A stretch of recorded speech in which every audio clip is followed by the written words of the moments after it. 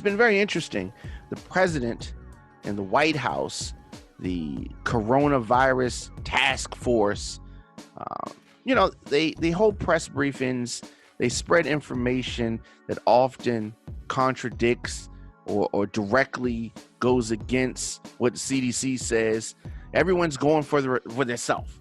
Everybody has their own response for this virus. State and local officials, they're doing one thing. The national response is something different. It's like no one's communicating, and we're getting a lot of conflicting information.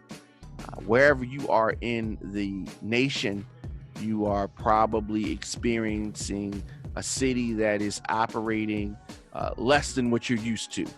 Many or most restaurants closed, schools out, restaurants only doing takeout. But while many of these strategies make sense, is there something more that the government is trying to do?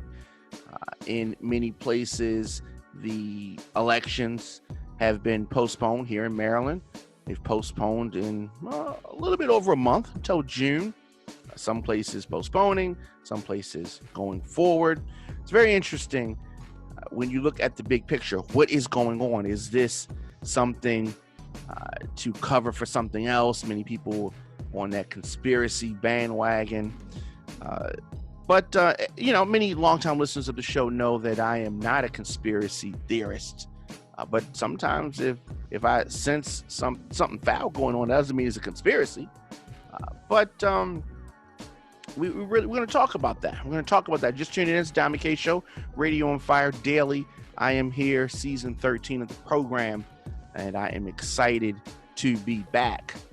So, what are we talking about? Babies and preschoolers, they say, are at definitely risk for developing serious symptoms if they get infected with the coronavirus.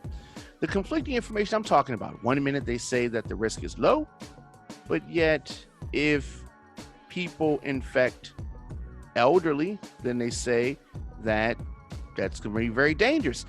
You mean that the risk would be high in that instance? No, they don't want to, quote unquote, scare Americans, so they lie to Americans. This is not a conspiracy theory.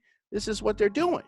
The White House has given an incredibly disjointed response to the COVID-19 pandemic. Governors, on the other hand, have been providing real leadership. Now, this could not come at a worse time for an incumbent president. The economy is something that's going to directly affect whether or not Trump gets reelected.